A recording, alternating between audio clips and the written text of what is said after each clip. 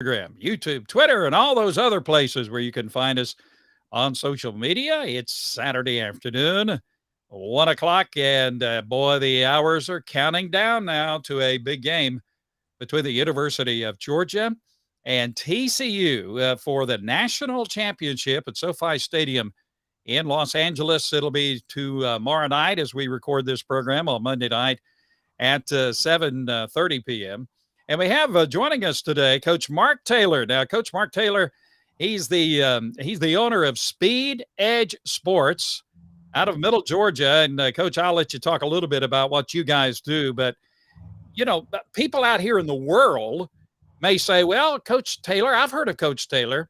But people inside the football world and beyond that to other sports, they really know Coach Mark Taylor. First of all, welcome to the program. Tell us a little bit about what you do and how you help athletes to become even better athletes.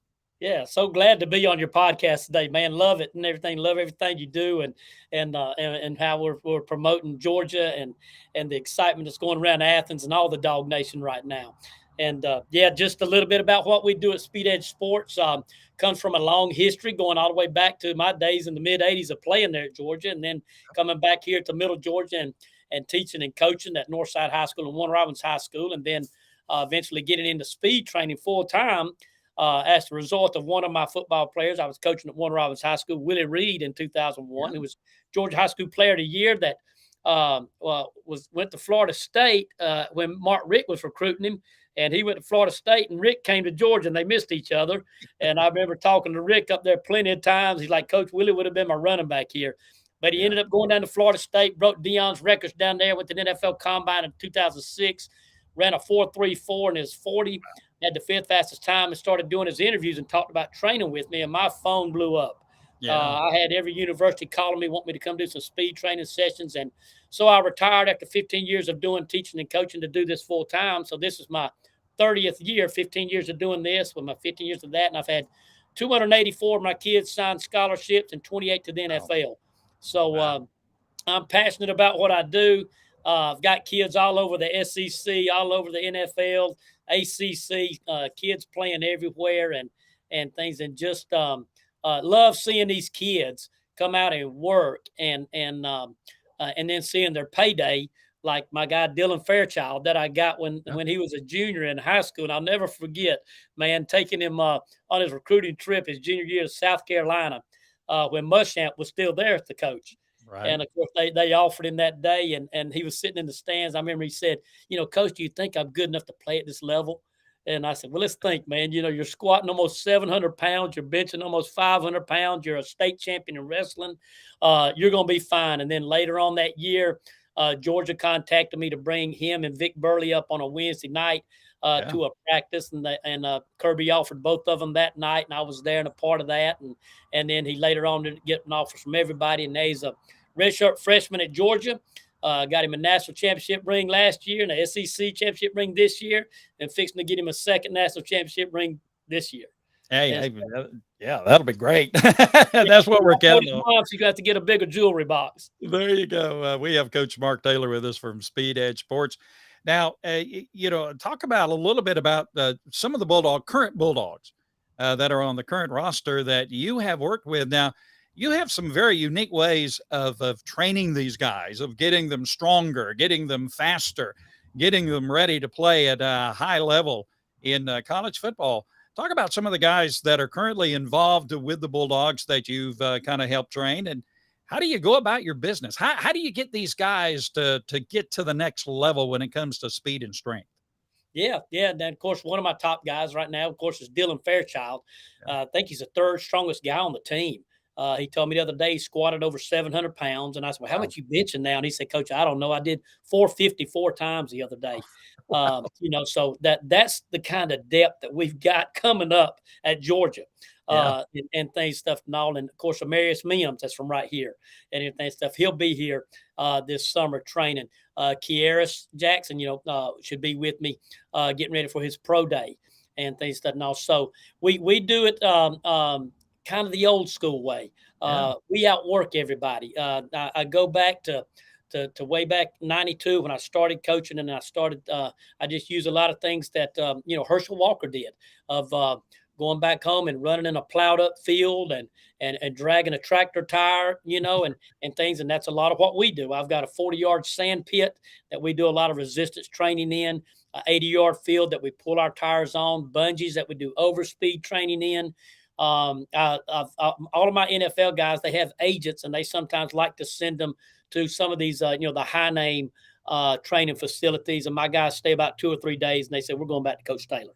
Yeah. It's that thing, because they know what the work is and everything. I'm not the place to come that it's going to be air conditioned inside and it's going to be, pretty and clean. I'm going to have on cut off shirt and cleats, and we're out there in the heat and we're working and things. And that's what separates me from everybody else. And then, of course, like you were relating to earlier, just doing this over 30 years now and having a personal uh, relationship with Kirby and Nick Saban and Dabo and Billy Napier and these coaches that, not bragging and all, but my name has some credibility with it because of my results. And they said, so they'll hit me up, just like a Tennessee hit me up the other day, asking me about a lineman. Florida's contacted me in Florida State about one of the defensive backs and running backs, because they know I've got guys, that are here working, that are great talent. Middle Georgia is just flooded with, so much talent and things and all. And I love getting these kids and working them and every now and then finding one that's not on everybody's radar. And he comes out to be, just a really good football player. Yeah, sometimes guys are kind of late bloomers, when it comes to physical, their physical ability. Now, not only do you train, football players, but you train, from kids up, right, for different kinds of sports. And before we get into the national championship game and talking about the Bulldogs, talk about, the wide range of sports that you deal with and the ages as well, and how people can get in contact with you. Those watching saying, I could use that. It's something that maybe I could use to either help me or help my child or whatever to become a better athlete. Talk about the wide range of ages and sports you deal with and how people can get in contact with you. Yeah. I mean, I've got out of my field now anywhere ages 8-year-old kids, boys and girls, up to my professional athletes, Major League Baseball players, NBA player, of course, NFL guys, and in that range from those 8-year-olds up. Last year, I had 6 of my girls sign softball scholarships. Wow. So it's girls softball, soccer, lacrosse, track, football, baseball. Had a number of baseball guys sign scholarships last year. Had 2 signed this year. So anything that's got to do with speed, quickness, and agility. Don't do any speed training with golfers or swimmers and anything stuff. No, but anything that's got to do with speed, quickness, and agility is what we deal with. The easiest way to reach me, of course, on social media, on Facebook, is my page, Spped Sports.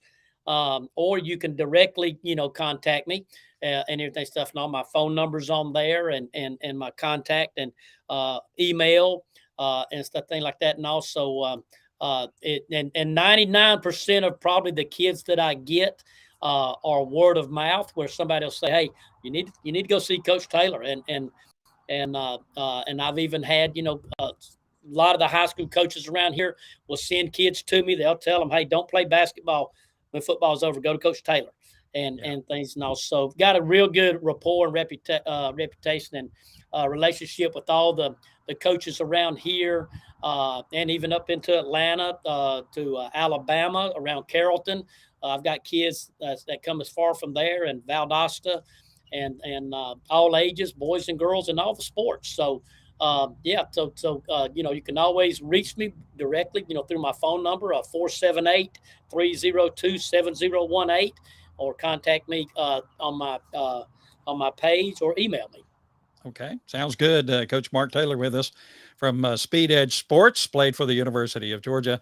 Now he's been is involved in helping athletes, male, female, of starting very young, right on up through professional athletes to become better athletes. And I've seen some of your techniques and some of the ways that you accomplish your mission with these athletes. It really is amazing, and I love the old school touch.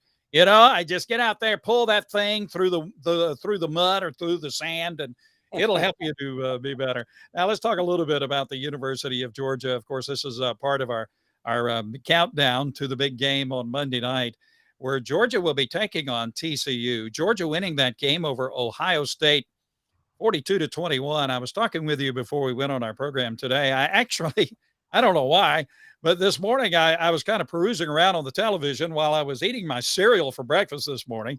And there was a replay of the Georgia Ohio State game. And I sat there and I watched the thing. And because I knew how it was going to turn out and I knew it was going to be great for the Bulldogs. You were at the stadium, Mercedes-Benz, on Monday night. I tell you what, I was just like Larry Munson in the run Lindsey run game. I'd given up. You did too. We were out of it, and miracle. Give us your impressions of that game Monday night. What a game as Georgia wins over Ohio State 42-41. Yeah, what a testament to Georgia, and I think what it showed in that game there is the atmosphere, the identity of who we are now at the University of Georgia. There's just no quitting them now. I think that team last year, with all the talent we had and the way we went through the national championship game and won the championship game, that the bar is set high, and now everyone that comes behind just knows, hey, we're the University of Georgia. The clock doesn't look good. The score doesn't look good, but we're supposed to win this game, just like the Missouri game this year. You know, we were battling in that game, and people were getting concerned about us with the Missouri game or whatever, and things. No, but people that have a football IQ will know that anytime you're playing a game on a Saturday, especially an SEC game, if you're playing an SEC team, those high school kids were pretty good football players, or they wouldn't be in the SEC. So every Saturday is going to be a war. And when you step on that field and you're the defending national champ, you've got a big target on your chest, because who would love more than to knock off the defending national champ? And Kirby has just done a great job with his staff over there, getting those guys up week after week after week. And you've got to get up for a Charleston Southern, and then you got to turn right around and get up for Tennessee. And things. And then, it's just week after week, you've got to keep the bar high. And I think that game the other night with Ohio State, you saw the best two teams play their best football, I believe, in the last 5 minutes, and things. No, it was the other 45 minutes. Ohio State played pretty much their best football, and we didn't. They played on a report card A+, and we were probably about a C-, and everything. There was a lot of things that we could fix. Just some things there that just didn't go our way. But the last 5 minutes, when it came down to us putting our best 11 on the field, and then putting their best 11 on the field, and both coaches on both sides saying, hey, score, and we beat them. With 5 minutes left, they can't score twice. We'll be up by 10. Right. And our coaches telling our guys, stop them, hold them to a field goal, and you give them a chance. Yeah. And we stopped them. And we didn't win the game, but we're down by 6, and we have a chance. And with Stetson and that crew, that's all he needs. What a winner that kid is. And things. And we went down and scored against a defense that their coordinators are over there telling them, hold them and stop them, and we go to L.A. And we scored. And then they still got a third chance. And our team knew where the field goal range was, and we didn't let them go down to the 15 or the 10-yard line and kick a chip shot. We kept them out there around that range, and they missed the field goal, and it was two teams fighting it out in a war. Yeah. And at the end of the game, when the clock said 0, the best team won. And things. I know that, you some of the Ohio State people say, well, we didn't have our best players. Harrison got hurt. Well, Darnell got hurt. We've been playing all year without our edge rusher.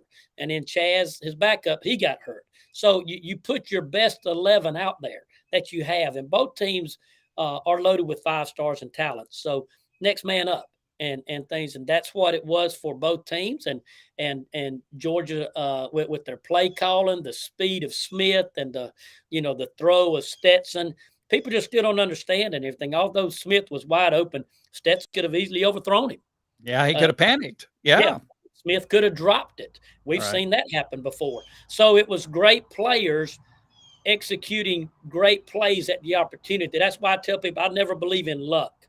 Now, if I'm playing golf and my drive hits a tree and it kicks it back out in the fairway, that's Yeah. luck. But on plays like that, I never believe that's luck. I believe that's opportunity presenting itself and great players taking advantage of the opportunity and making the play. Yeah. And excuse me, and we had to make the play. And I'm like you, man. I'm I'm so glad that game's over. Yeah. Yeah. Yeah, Yeah, it was really just an amazing game. And what can you say about Stetson Bennett? And just just step back for a minute. Georgia now wins the national championship last year. Now you went through the gauntlet of the SEC this year. You win the SEC championship this year. You're undefeated.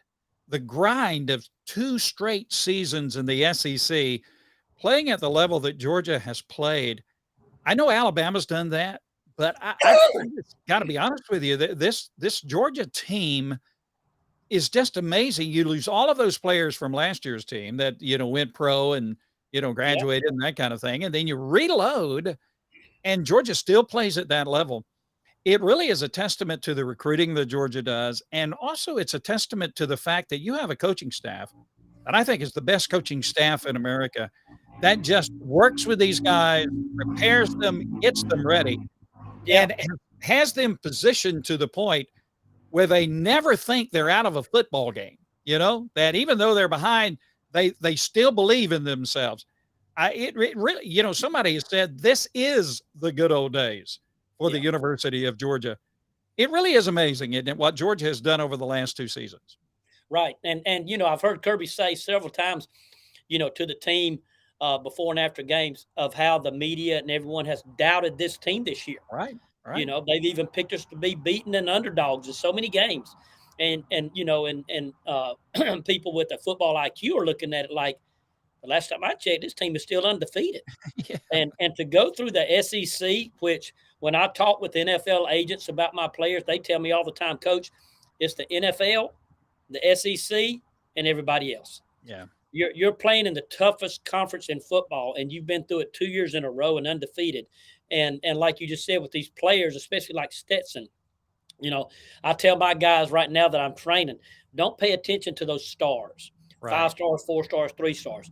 As we all know, we had 3 of the top quarterbacks in the country in a row with Easton, Fromm, and Justin Fields, and didn't have anything to show for it. And we get a walk-on junior college guy, and we've got possibly 2 national championships to show for it, and things. And also, that's where I say, like Nick Saban has said, when they get to Alabama, the first thing he does is knock the stars right off of them and find out who Right. the football players are. And I tell my guys, be a football player.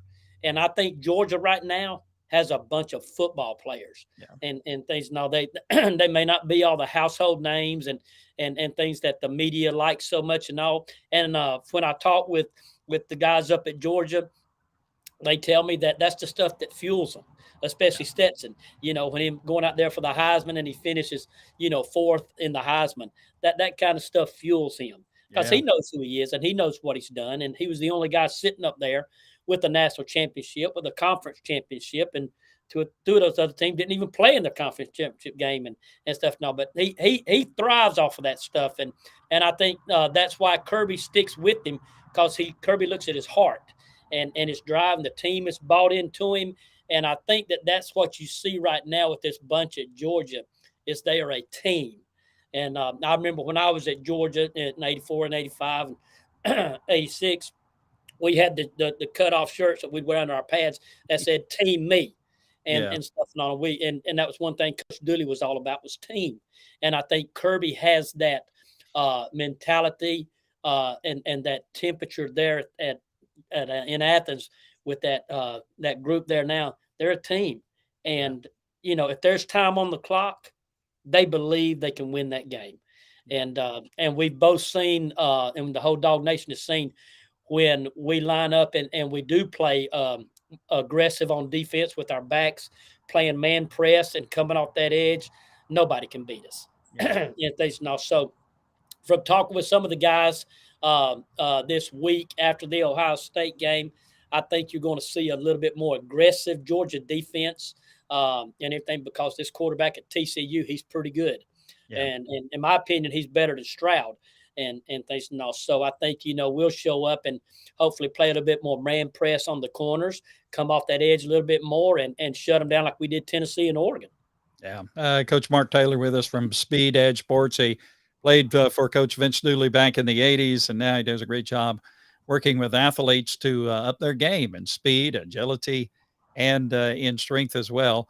And so let's turn a little bit to the game on Monday night now. TCU took out Michigan in the Fiesta Bowl, 51-45. I make predictions for these games. I'm rarely, close to it, but sometimes I make predictions. And I was one of the few guys on all of our guests that we had on. I really felt like TCU was going to win that game against Michigan. I know Michigan is a good team. They took out Ohio State in that game. I don't know how they beat Ohio State, but they did in the horseshoe at Ohio State. But I had a sneaking suspicion that there was, I don't know if I could call it a softness or something like that, but there was something lacking in Michigan offensively, especially, that I just thought if TCU could play a perfect game for them, they would have a chance of taking Michigan out, and TCU did. So TCU beats Michigan 51-45. Now we turn to Monday night. Here comes TCU, 14-point underdog to the University of Georgia. The largest, point spread going into a championship game since the college football playoff the scenario that we have now has started. So, Georgia and TCU, and I was watching this morning and listening to some guys, and there was one analyst that described this as what you have is you have a bunch of bulldogs, a bunch of bulls taking on a bunch of cheetahs. That Georgia is the bulls, Yeah. the strength, and TCU's, they're strong, but they got speed as well. So what do you think about this game coming up, Georgia and TCU? Yeah, and I think that like you referred to earlier with the Michigan Ohio State game, I felt the same way. You just didn't really feel like there was any dominance from either side. Ohio State's defense wasn't an SEC defense, as Ohio State found out when they played us in the in the championship playoff game in Atlanta, and the hit that we put on Harrison. That they wanted to call targeting, and it wasn't targeted, but it knocked him out of the game. And to me, that's just the SEC. Yeah. When you play down here, we hit like that every Saturday. Yeah. the Big Ten and the teams out on the West Coast, there's so much more into the passing and stuff like that and all. And this down here is just, run the ball, cloud of dust, and come up and hit everybody. And things and I just think that TCU's going to come in with a big game plan. They've got talent, or they wouldn't be there. These are two good teams. I do believe that Georgia has the ability, and we've shown it when we faced good teams before. When Tennessee came in, you remember they were averaging 50 points a game. Yeah. They were really rolling, and they were hot. And just like with Oregon. and with Tennessee, if you saw those pregame videos with Kirby, he gets tired of hearing that, of how good Oregon is, how good Tennessee is, and things, and he puts that team and to the challenge, and I'm sure he's probably tired of hearing about how good TCU is, instead of, because we're a good football team too.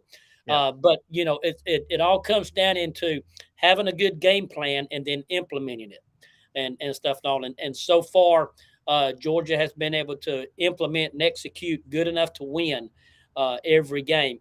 And I just think that they've got guys on both sides of the ball. They've got that DB over there. I think it's a Jim Thorpe Award winner. So they've got talent over there. Of course, they got the receivers and the quarterback. So both teams are well talented at the skill positions. I just think when it comes down to being physical, the SEC is just a little bit more physical than everybody else. And I think that'll play off to our advantage to the fourth quarter, just like it did with Ohio State. They were a very, very good football team. But I just think the physicalness of Georgia and playing in SEC, playing 4 quarters to the last second, is what we do every Saturday. And Yeah. and they so I just think that it's just great that we're even talking about being back there again. With Amazing. all the talent we had lost, you saw the preseason polls. Nobody thought that we could be back again. And I think that even the media is still having a hard time believing and accepting that we can be on that Alabama status of Yeah. saying, well, they can't they can't repeat, they can't do what Alabama does, as Saban does every year, and loses talent. And I think that when we win it this year and we do that, that I think the media will start to look at Georgia a whole lot different. I think you'll see us in those preseason polls next year, number 1 and number 2 up Yeah. there and stuff now, because it's just hard for people just to believe that we can just do what we're doing without without all that NFL talent that left last year. But we're Georgia, and the players that Kirby has recruited, and the guys that Right. we've got on the sideline, like a Dylan Fairchild, that's he could be starting anywhere else. Yeah. And that's the thing with these guys, with our tight ends. You would think anywhere else, our number 3, number 4 tight ends could start anywhere else, but they're content at staying at Georgia. And like Darnell Washington, he could, he came back, and he's fine, knowing his role 90% of the time is blocking. Yeah. And I know when I've talked with some of the guys there at Georgia, they say, Coach, he's good with it. He's fine with it and all. And I just think that's the whole mentality at Georgia right now is everybody knows their role. Everybody knows we are a team, and it's going to take everybody doing their part. And I think right now everybody's doing their part. And stuff. It's not just one receiver like Brock Bowers just leading us down the field. You see Kieris making great catches. You see McConkey making great catches. Our tight ends making great catches. Smith making great catches, and things. And I just think that we've got talent all the way across the board, and I think that Georgia's going to show up and win us one this year, and we'll be back next year. Yeah. I saw a comment from of I had Florida Gator, someone who posted one of the social media sites for the Florida Gators, and they posted something interesting. 5 reasons why Gator fans should hope or should pull for Georgia to win the national championship. And one of the most interesting reasons was the odds against Georgia winning 3 national championships in a row is very small. And I was thinking, man, it's great to be a Georgia Bulldog. I Yeah, tell you, that's how they're thinking down in Gainesville and around the SEC. Amazing. We have Coach Mark Taylor with us from Spped Sports talking about the game coming up on Monday night. Speaking of TCU and talent, Max Duggan, he's the quarterback, Heisman finalist. Now, against Michigan, he had 225 yards passing, 2 touchdowns. Did have 2 interceptions in that game, but he also rushed 15 times for 57 yards. Now, C.J. Stroud was not considered a running quarterback coming into the game against against Georgia in the Peach Bowl, but Stroud, amazingly, surprisingly, used his legs against Georgia when he saw the opportunity and he ran. Of course, on that, just a personal note, on that last run, as the game was winding down and Stroud put them inside the 35-yard line, I saw 3 holding penalties that should have been called against Ohio State yeah, on that particular play.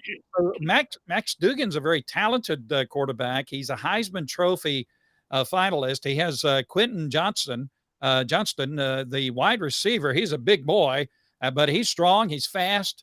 Yeah, and DeMcCurdo, the running back, Condre Miller, he looks like he might be back from an injury. So offensively, TCU's got some talent. Defensively, they got some talent.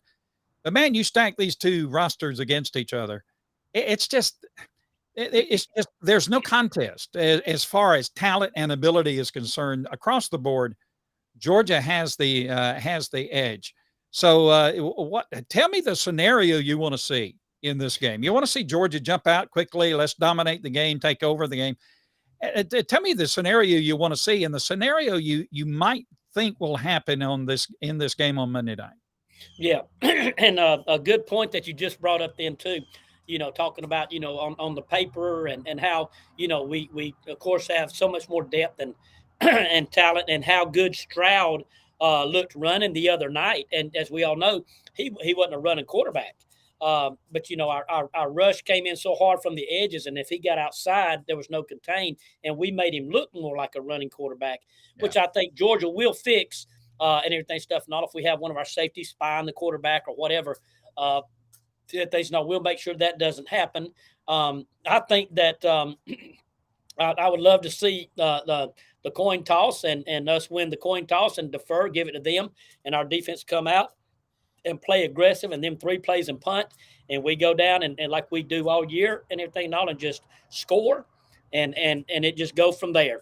Because I think that we can stop them plenty of times, and I think that it could be what the Georgia fans know we're capable of doing, and things and all. And I think that we can jump on them early. I'd love to see 21-0 at the end of the first quarter.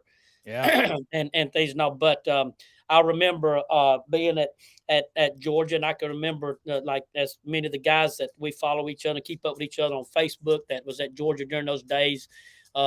Tim Worley and Yeah.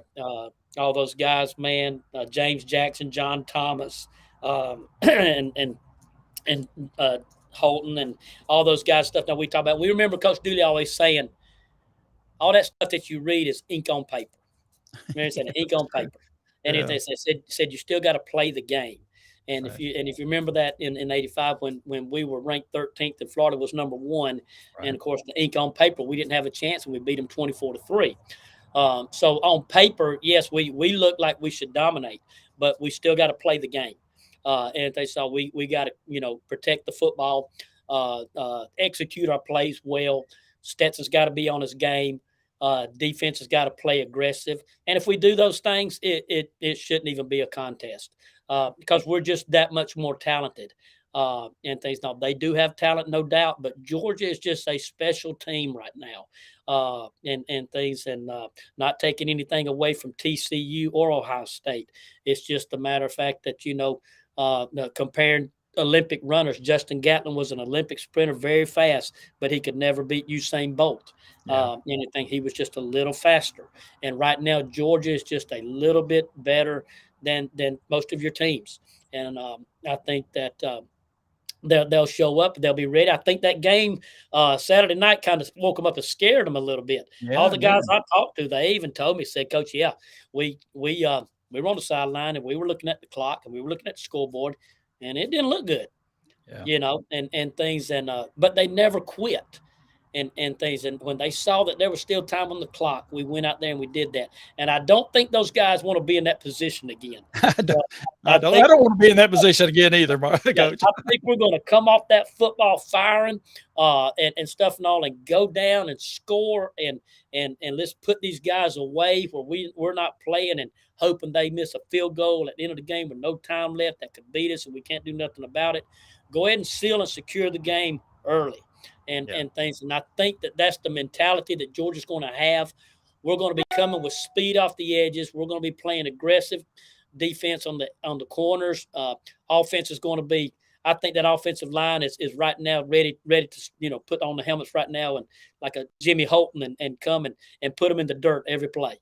Yeah. And our offensive line, if Georgia does not give up a sack on Monday night, it'll be the first time a college team has had a 15-game season in which they gave up less than 10 sacks in Isn't a that season. amazing? It really the offensive line has really done great. Stetson Bennett didn't win the Heisman Trophy, but of the 4 quarterbacks, or of any quarterback in the country, Stetson Bennett is the only guy who's going to have a movie made Yeah, about his time in college. I guarantee you that, yeah, somewhere down the line, if they made a movie about Kurt Warner and his amazing journey, the yeah. Stetson Bennett story is coming, especially if he wins Monday night, is coming to a theater near you very, very soon. Coach Mark Taylor of Spped Edge Sports with us. So, Coach, we'll close our program with this.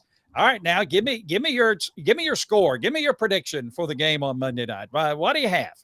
Yeah, I'm predicting and thinking that After the scare last weekend and the mentality and the talent, I'm predicting Georgia 54, TCU 21. All right, 54-21. Yes, sir. I'm glad.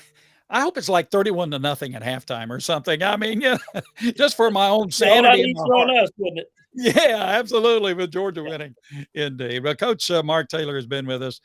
Played at Georgia for Coach Vince Dooley back in the 80s.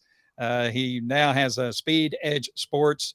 He loves young people. He just loves young people. He loves to train young people, interact with young people. His dad was a pastor for many years in Middle Georgia, a great Christian man, and he just loves folks and loves to interact with the folks. So Coach Taylor, thank you for being with us on our program today. Now, you're flying out to LA tomorrow, I think you said. So, Yeah. you're South Georgia going to California. So I don't have to tell you, you better watch out in that land out west, right? Well, we're going to fly in, watch the game, and we're flying out.